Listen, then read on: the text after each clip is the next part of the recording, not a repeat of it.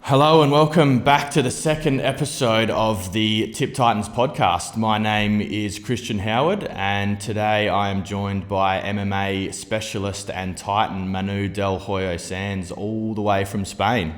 Manu, how are you today, mate? I'm doing fine, and you? Thanks for having me again. No problems at all, mate. We're really happy to have you on. In particular, I've been looking forward to this podcast. Before I started following your tips and your analysis, I knew very little about the world of MMA, and particularly betting on it. And I've since sort of learnt a lot. But I'm like super keen to sort of get inside your head. Some of the props that you've hit over the last 6 months. And reading the analysis that go with it have just been scarily accurate, and it just makes me I just need to know how you've come to these conclusions, mate. So looking forward to hearing some of your insight. Yeah, it's been basically a lot of years watching. I'm being a bit obsessed about it, about combat sports. Yeah, for sure. Well, mate, that's a great segue sort of into my first question. I sort of wanted to, well, before we start talking about the betting side of it, what drew you to the sport? I kind of just, it appeared on my life, you know what I mean? I'm a huge boxing fan, have been watching boxing for a lot of years. Probably an unhealthy amount of boxing, this kind of fight that there is some Filipino fighting for the 115-pound title, and there are like 20 people watching around the world. I was one of them. This fight that nobody cares about. And then MMA wasn't that big back then. There were some big names becoming popular, like Anderson Silva, George St. Pierre in the beginning. But then I started getting into it more, watching more, and then I started betting it, and that's when I got really into it. But at the beginning, it was just a hobby. As I was going to school or whatever, I wasn't really making any money of it. But I was just a hardcore fan of boxing and MMA. I would stay up until 6 a.m. shitty stream to watch Floyd Mayweather fight. You know what I mean? Just bottom of the barrel internet connection, but things have got better. That sounds like an addiction. Yeah, but not a very unhealthy one. And so do you still sort of watch as much boxing as you did back then, or has it really shifted now to MMA? Not at all, because I couldn't have a life if not. Like that was ridiculous. I was watching too much boxing. Yeah, and I watch much more MMA than boxing right now, because back then I would like not waste time, but I like to watch old fights or all great old fighters. I would maybe watch Roberto Duran's entire career or things like that. Not things that are actually happening now. Now I'm focused on MMA more. If there is good boxing on the weekend, I'm going to watch it and probably bet it. But MMA is the main focus.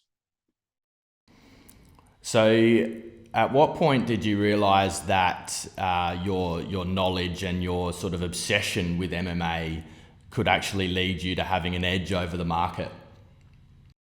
When I started like really winning, it wasn't big amounts or anything, and we were like, me with my friends would go over one of these machines where you get tickets. It wasn't even online, and we would bet on some of the fights, make some money, really to go out or anything. We were broke, you know what I mean? We didn't really have money to bet on anything at all, but we were making like 50 euros or whatever.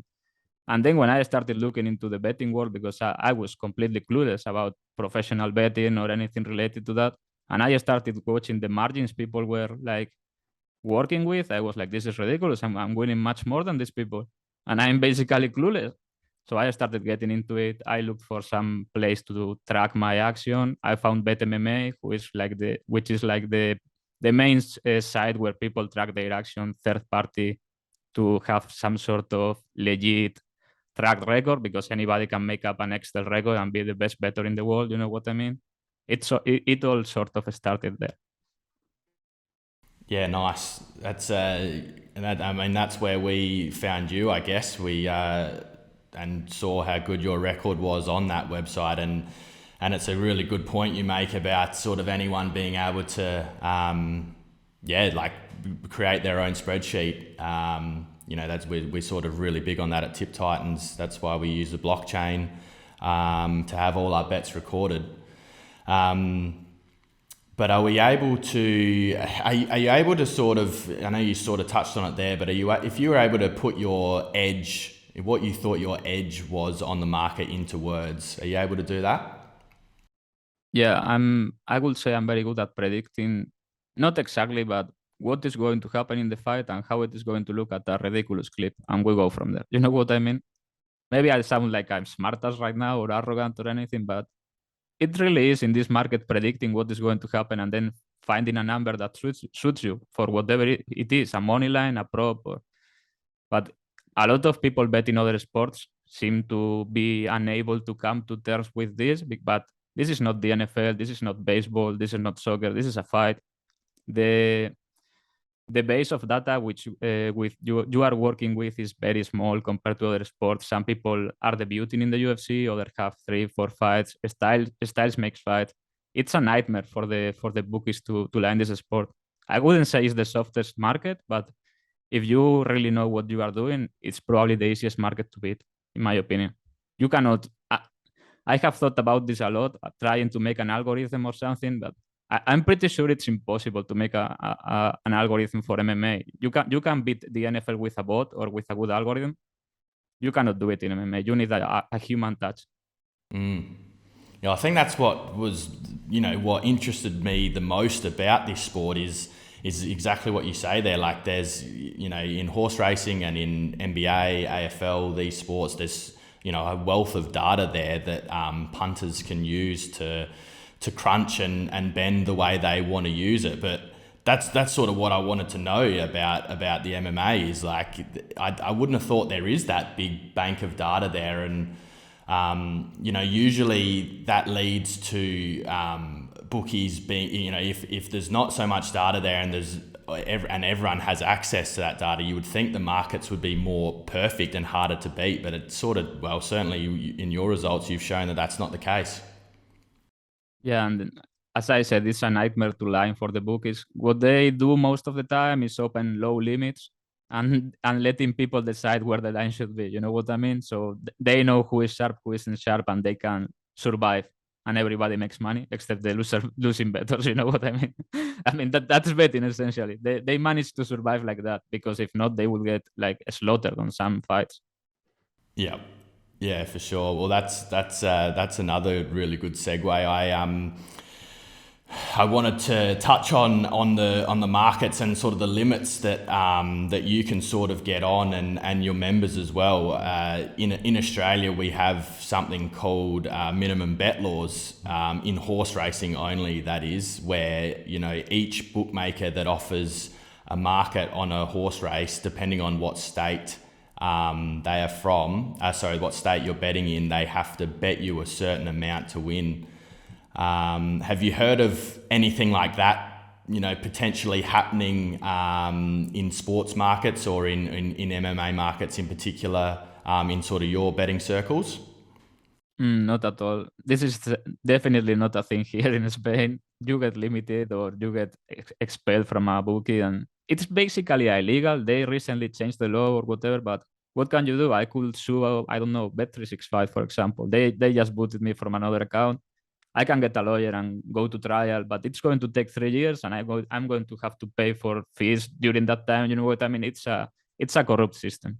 It should be they should be trying to help the player, not the bookie. But at the same time, there are other politics involved that are not related to betting. You know what I mean? Some political parties try to present betting as this demonic feature of society, or the letting people bet is letting them ruin their lives. I'm not responsible for some people being dumb or addicts. You know what I mean? I'm trying to make some money. But yeah, I don't think that's happening here anytime soon. And the limits you get to go if you know what you are doing and you don't know the right people. You can get around limits. You are going to get limited pretty much in most books in the world eventually. Maybe not a book like Pinnacle, for example, who doesn't limit anyone, as far as I know. But if you know the right people, some people can bet for you on other countries, things like that. I shouldn't be talking about this on video. I may go to jail in Spain. But yeah, it's all right. We're all in this fight together, mate. Sorry, I just want to touch on, you mentioned before they brought in a law. What was the law? Even if they're not administering it, what was it? I think it essentially says that you cannot be limited or booted from a sport book or a bookie without reason. But yeah, that's how I got booted every time. Article, I don't know what. Yeah, we don't know. We are not happy with this type of player. You are, and it's over, mate. That's basically the mail every time. Yep, yeah, we're dealing with that ourselves over here in Australia for sure. It's very crook, but yeah, like you said, as if the authorities aren't going to administer and listen to those laws, then what can we do? So yeah, back to speaking about your edge.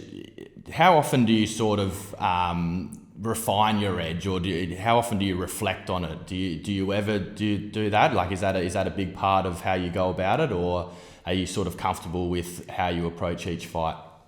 I wouldn't say it's a huge part, but I obviously think about every bet I make, win or lose, and think if the number was right. I think that's essential to any sports bet, any sport really. You have to know if you are getting an edge or not. But it's not like, as I said, the human part of handicap in MMA, just looking at the fights and being able to predict at a high clip how it's going to look, it's the main thing.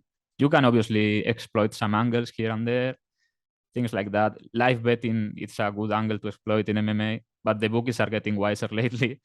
So, it's like a battle, like every other sport. We get wiser and they get wiser. I think they are hiring people that know about MMA to set up the lifelines because they are getting much sharper lately. Yeah, okay. And so tell us what a normal week looks like. I don't really have let's say a real job. I don't go to any office or anything like that. Never had actually. I make my money betting or consulting for other people, selling tips now on Tip Titans, making content too.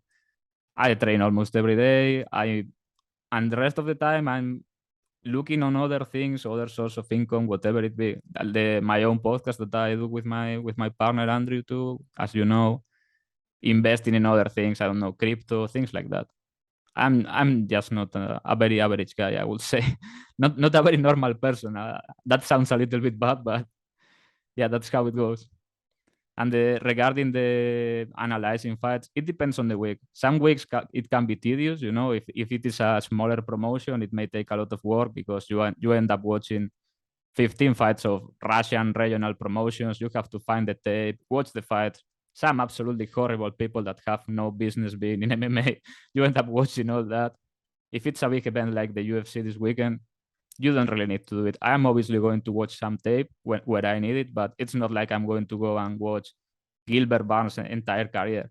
Some people love to pretend. Some people love pretending they do that, like, oh, Gilbert Barnes fight week. I need to get into tape and watch his entire career. Are you dumb or what? I know Gilbert like he was my brother. I could mimic him if I put gloves on right now. I've seen this man fight 20 times. I've seen every fight of his like 3 or 4 times. It's ridiculous. What I'm trying to say is that this tape thing that is very popular when talking about MMA, everybody's talking about doing tape, watching tape. Sometimes you need it. If someone is coming from the regionals, as I said, things like that, or if you want to watch a similar style matchup, but it's not really. It's not the base. People wanted to make it look like it's, oh, this is pivotal. You know what I mean? If you don't do it, you are doing it wrong. Sometimes you just don't need it. Yeah, for sure. That's great insight there, and I think we mentioned before it's a healthy obsession or maybe an unhealthy obsession. Now I wanted to get into sort of, you mentioned you started getting into the sport through boxing and gradually you've now made your way to MMA. When you first started betting on MMA, I can imagine the markets would have been relatively limited. Can you tell me, how you've seen these things change, from book to book, and also what markets have been offered? And obviously we touched on the limits before, but what have you seen change, in the bookmaking space from when you first started betting to now? By the time my bankroll had grown exponentially into something big, The limits had already gotten quite better, especially on big books or books that offer, like for example, like we were saying, Bet365 is a huge book globally. Their limits are good until they boot you, but I'm able to get 4 figures on props there, like a lot of times. It may move the line or whatever, but the limits are good and are getting better.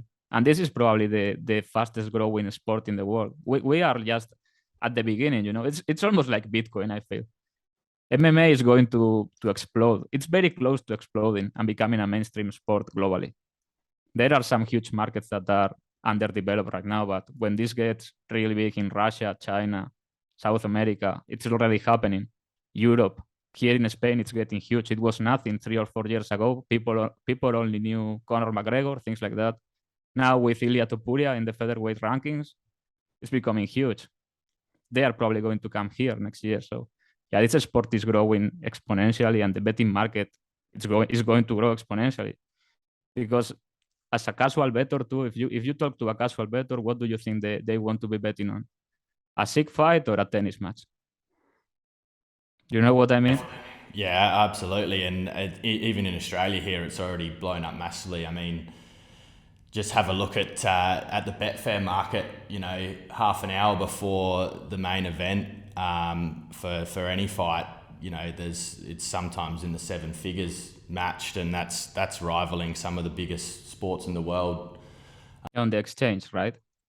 Yeah, on Betfair Exchange. Yeah. We don't get that here. It only works for basketball, soccer, and tennis. I'm pretty pissed about that. Why there is no exchange on Betfair for MMA here? Like, what you'd be making a killing. Yeah, no, it will solve a lot of my problems. You need to jump on a VPN. May have to do it. All right, so let's get stuck into some of the particulars. When you, like I mentioned before, reading some of your analysis is, it's taught me a lot. But what happens when you sort of analyze a fight and it doesn't pan out the way you sort of thought it would? Do you flush the fight and flush your analysis and just say, look, I got that one wrong and move on? Or do you sort of have to change your opinion on what you had on, each of the fighters before the next time they sort of come around to fight again? It really depends on the fight, the style matchup, and how the fight develops. If for example, something that doesn't happen usually but really pisses me off is if a fight really gets developed, it goes like 3 rounds or 5 rounds. Like we get to watch the fight happen. You know what I mean? It's not a random finish early or something. We get to watch what each fighter has. And I get it wrong. Like I expected some guy to win the grappling exchanges and he doesn't. That pisses me off a lot because that shouldn't be happening. The other thing can happen, but sometimes it's difficult to assess if you made the wrong bet or not, because it's a fight. The fights are fought once. You know what I mean? It would be great if we could watch the fight 100 times over a week to understand where the edge was, if we were right, if we were wrong. So that also takes a level of comprehension, I feel, to know where you made a good bet and a bad bet. And a winning bet is not necessarily a good bet. I have cash bets that I wouldn't place again. It happens. You can make a bet and then somebody throws a kick and breaks a leg. Bad bet? No, that just happened. It's a fight. Yep, for sure, and that's it's the same across all sports, really, isn't it? It's just it's the way you sort of reflect and deal with it and move on to the next one. So when you sit down to analyze a fight, and could be across any of the big cards or even the smaller leagues, where do you start? Like, what's the starting point for analyzing a fight? Is it the fighter style? Is it their recent performance? Do you consider, their future plans and motivations? How do you start and where do you get to at the end? I would say the overall quality of the fighter and the style matchup are like the basics, the most important things. But also, like most of the time when I get into tape, if I get to watch tape or whatever, as soon as the fight is announced, most of the time I already got a prediction. And then the rest I do is to confirm what I thought. Most of the time it works like that. And actually watching the tape or rewatching all fights I have already watched, I would say 90% of the time it doesn't change my opinion or on what I'm going to bet. It's just about getting the number you want.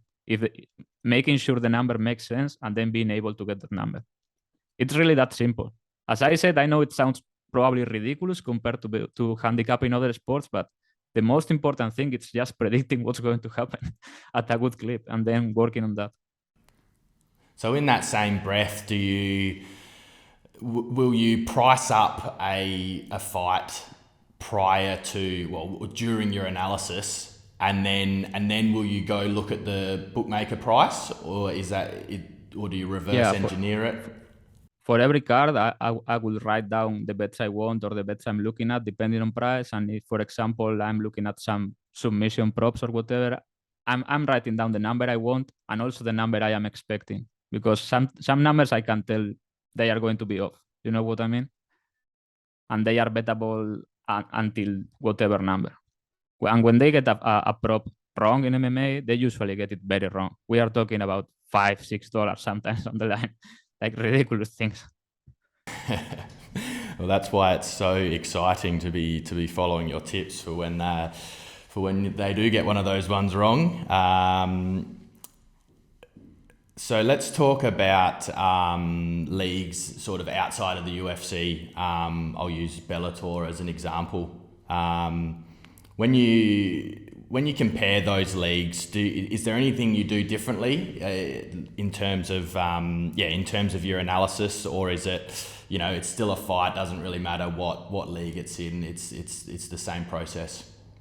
The process is the exact same. The difficulty comes when the fighters are unknown or it's a minor promotion. Bellator is usually all right, and the action you can get on Bellator and on Bellator props, it's usually not difficult to get. There are less books than for the UFC, but Bellator is still somewhat big. It's easily the second biggest. Also for PFL, it's almost same level. When we are talking minor promotions like Cage Warriors, LFA, Russian promotions, KSB in Poland, that's when it gets a little bit difficult, because outside of the fighters being a lot of times unknown, the tape is difficult to fight, and also the action is difficult to play. So when tipping on Tip Titans, I try to make sure people can access the odds and the action, because it makes no sense for me to put up some I don't know, Cage Warriors bet, and people are going to tell me, yo, I cannot bet this, I don't even have a line, things like that. You know what I mean? But the process about handicapping the fight is the exact same. It's just a fight. Yeah. And do you find that the books struggle with do you find more wrong prices in those lower leagues, or is it sort of similar? Yeah, but the limits are also lower when they open them, and people, as we were talking earlier, people help them. we just bet it into the right price, and it usually happens very fast. Yep, that's the game we're in. Now, a little bit of a left field question here. Can you describe MMA Twitter to me in one sentence? MMA Twitter is the Wild West. MMA Twitter is, I don't even know about MMA Twitter. My thing is MMA betting Twitter, and that's like the Wild West. If you ask some people about me there, you can probably find, I don't know, 20 people that love me absolutely, like I was a celebrity or something, and another 20 that think I'm a terrorist. No joke. People are MMA betting Twitter is wild. So the MMA tipping space, from what I can see, seems to be getting more and more crowded. Obviously, that's likely to happen as the sport continues to grow, and as you say, limits at books get sort of better and better. But can you offer, some advice to someone who is, potentially looking to follow a tipster? I was in this boat 6 months ago, had never followed the sport before, had never bet the sport before. Can you sort of offer some advice as to what someone should be looking for in a genuine, legitimate MMA tipster?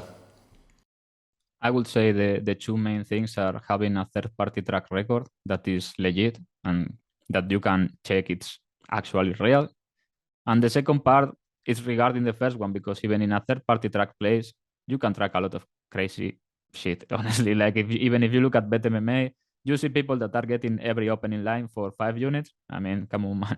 People are not that stupid. I understand that you are trying to make $1 or whatever, but so the second part is obviously you see it fast because people like this get followings and all that. If you are offering good analysis, good breakdowns, whatever it is on Twitter, videos, YouTube, whatever it is, to solidify the picks, that's important because anybody can put in picks. You know what I mean? Without doing anything else, just tracking picks. And a broken clock is right twice a day. You know what I mean? Someone has to win the fight. It's not like 70 people. It's true. But if you are listening to someone that offers you an explanation about how this is going to play out, the different scenarios that are possible in the fight, this and that, why the price makes sense, eventually the people that offer this get big followings. That's what I'm talking about.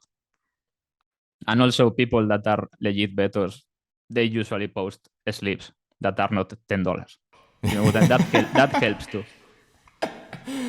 Mate. Yeah. Well, the analysis is something that drew me to your service. So that's definitely some good advice for anyone looking to follow someone.